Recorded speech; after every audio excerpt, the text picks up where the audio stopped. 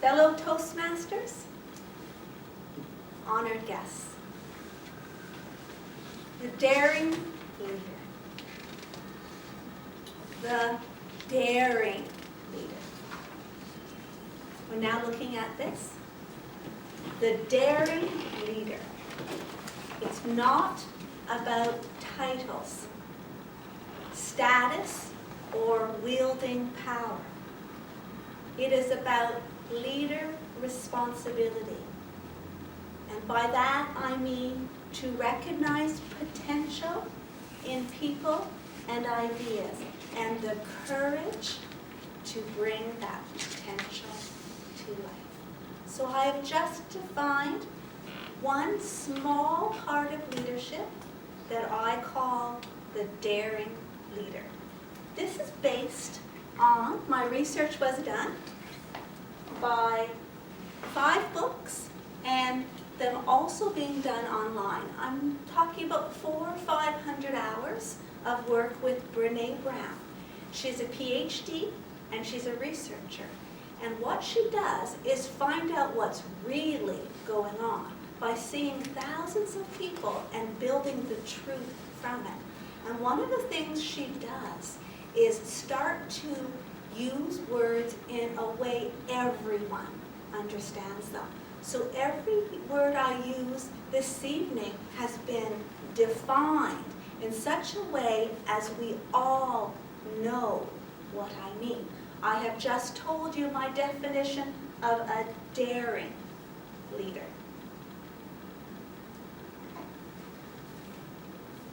A daring leader dares to lead. Now, the first way you dare to lead is to stay curious. Are you surprised by staying curious? What's powerful about that is when you're curious, you're so busy being curious, you're not stuck or scared, in fear, being negative in any way. So when you're curious, it is as though you've taken a step forward and leaned into the item to say, what do you have to say? So curious is incredibly powerful and takes you out of your pre-done biases. And how amazing is it when you exit your biases? Again on your paper, ask insightful questions. You just presume everyone knows the definition of a daring leader. Or do you listen to see what they think a daring leader is? And do you ask questions like, is a daring leader themselves? Good question. Is a daring leader comfortable doing it? Or is it something they grow into? Again, now you're thinking, it's insightful. You need to start to think. For if we just continue with exactly how we did it before, we'll get exactly the same results. And a daring leader does not want the same results as last time. They want something that evolves from it. Again, share power. The most exquisite part of a daring leader is when they share power, they never lose it themselves. They ask, Bob, would you please state that point? They sit back and Bob holds the power for a moment. Then they say, thank you, Bob, for that insightful piece of information. You understand? They never lost it. They shared it and kept it. A daring leader's power is flexible and moves around because they know the more input, the more power they bring forward, the more insightful and different solutions they have. It's a resourceful method. Lastly, they ask the difficult questions.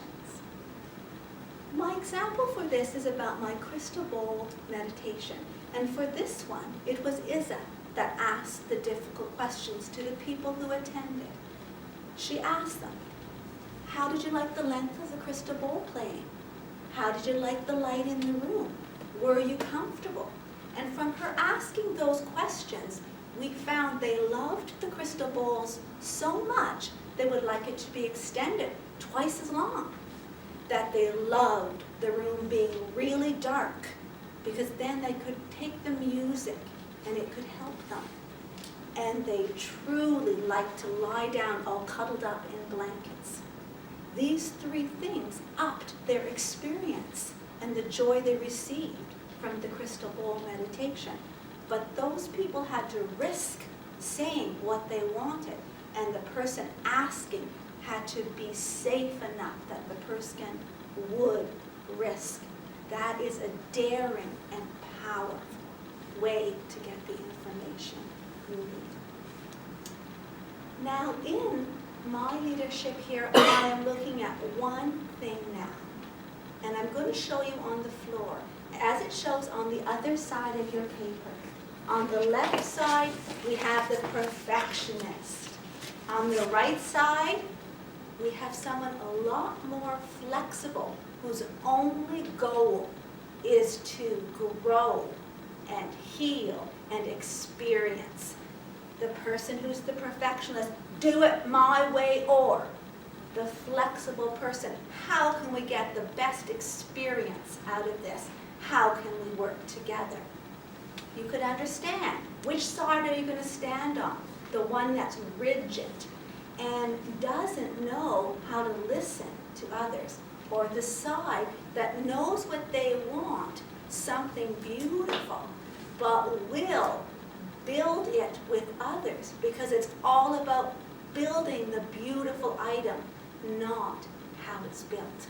Now, I'm not saying you don't build it ethically. I'm not saying you don't build it with conscientiousness, but I'm saying you build it the way it builds the most beautiful, not the way you built it last. So what kind of leader do I want to be? I think it should be pretty obvious. I want to be the daring leader. So this is who I am learning to be. 400 or 500 hours later, with Brene Brown teaching, I have found somewhere I love, a daring leader. Thank you very much.